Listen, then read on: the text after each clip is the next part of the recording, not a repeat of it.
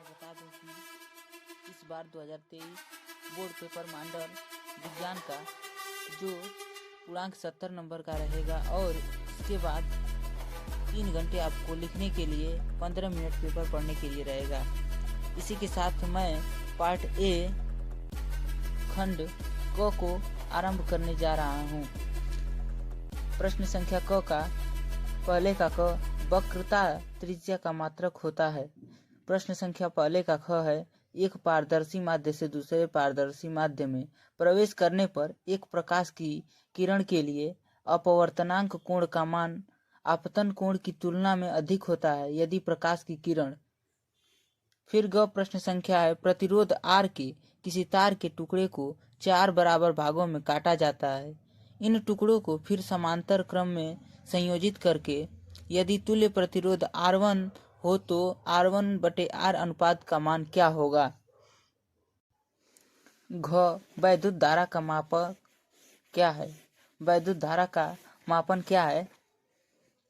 इसके बाद प्रश्न संख्या दूसरे पर आते हैं। प्रश्न 2 का क प्रकाश अपवर्तनांक या प्रकाश परावर्तन के नियम हैं, इन्हें रेखांकित भी बनाकर समझाएं। ख एक मोटर बाइक के हैंडल पर 2 मीटर वक्रता त्रिज्या वाला उत्तल दर्पण लगाए, उसके पीछे कोई दूसरा मोटर बाइक सवार जब उससे 4 मीटर की दूरी पर है तो उस समय पहले बाइक सवार के दर्पण में दूसरे का प्रतिबिंब कितनी दूरी पर दिखेगा। प्रश्न संख्या ग एक उत्तल लेंस आवर्धक लेंस के रूप में कैसे प्रयुक्त होता है, किरण आरेख की सहायता से समझाइए। प्रश्न संख्या 2 का क ख ग ये इस प्रकार है। फिर बात करते हैं प्रश्न संख्या 3 का।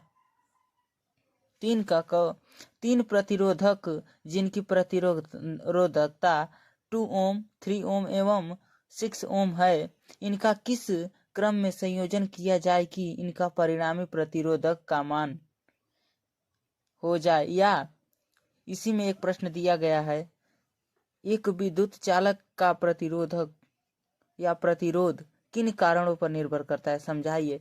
ये 2 प्रश्न दिए गए, इनमें से किसी एक प्रश्न का आंसर लिखना है जो कि 4 नंबर का है। फिर इसके बाद ख दूरदृष्टि दोष से पीड़ित व्यक्ति कम से कम 50 सेंटीमीटर की दूरी तक ही पढ़ सकता है।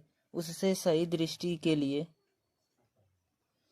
अर्थात 25 सेंटीमीटर की दूरी पर पुस्तक रखकर पढ़ने के लिए किस प्रकृति एवं किस फोकस दूरी के लेंस का प्रयोग करना होगा, चित्र बनाकर समझाइए। या एक प्रिज्म में प्रकाश का अपवर्तन किस प्रकार होता है, चित्र बनाकर आपतन कोण, अपवर्तन कोण, निर्गत कोण तथा विचलन कोण दर्शाइए।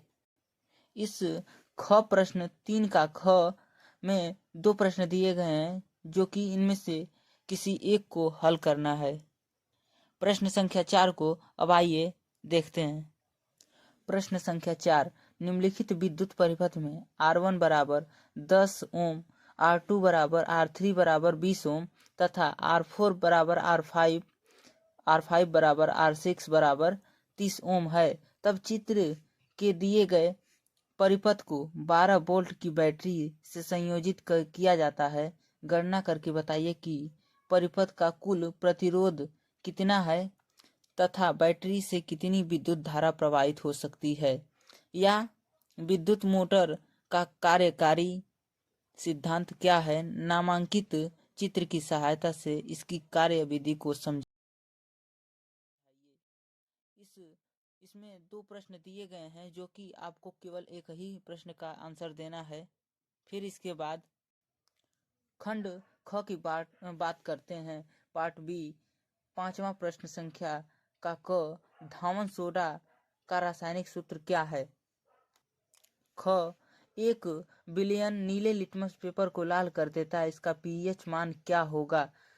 फिर इसके बाद ग निम्नलिखित में से किस कार्बनिक यौगिक में कीटोनिक समूह उपस्थित होते हैं। इसके बाद आइए प्रश्न संख्या 6 पर चलते हैं। प्रश्न संख्या 6 का क और ख ग ये 3 प्रश्न दिए गए हैं जो कि एक 2 नंबर के हैं उपचयन तथा अपचयन की व्याख्या उदाहरण सहित देना है। इसके बाद प्लास्टर ऑफ पेरिस का सूत्र लिखना है, जिसमें जिप्सम कैसे प्राप्त करेंगे इसको भी दर्शाना है। फिर प्रश्न संख्या ग, आवर्त सारणी के आवर्त तथा वर्ग में परमाणु के आकार में क्रमशः क्या परिवर्तन होता है इसको भी दर्शाना है। इसके बाद प्रश्न संख्या 7वां है, एसिटिक अम्ल तथा एसीटियोन का आईपीएससी नाम लिखना है। एसिटिक अम्ल तथा एसीटोन का आईपीएससीयू नाम लिखना है। आईयूपीएससी नाम लिखना है। प्रश्न संख्या 7 का ख, निम्नलिखित अभिक्रियाओं के संतुलित रासायनिक समीकरण को लिखिए। फर्स्ट और second, calcium hydroxide plus carbon dioxide. इसके बाद zinc plus silver nitrate, zinc nitrate plus silver क्या बनेगा। इसके बाद प्रश्न संख्या 8 को, क्या होता है जब केवल रासायनिक समीकरण लिखिए। पहला है, एथिल एल्कोहल सोडियम से अभिक्रिया करता है, तब क्या होता है। एथिल एल्कोहल को NaOH के साथ गर्म करते हैं, तब क्या होता है। एसिटिक अम्ल सोडियम हाइड्रोक्साइड से अभिक्रिया करता है तो क्या होता है। इस प्रश्न का आंसर देना है। इसके बाद चौथा प्रश्न है, एथिल एल्कोहल को अम्लीय K2Cr2O7 के साथ गर्म करते हैं तो क्या होगा। एथिल एल्कोहल एसिटिक अम्ल के साथ अभिक्रिया करता है तो क्या होगा।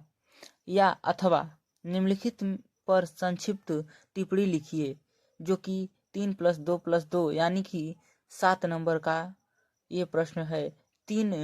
इसमें 3 प्रकार से विभाजित किया गया है। फर्स्ट, साबुन की सफाई प्रक्रिया। सेकेंड, संकलन अभिक्रिया।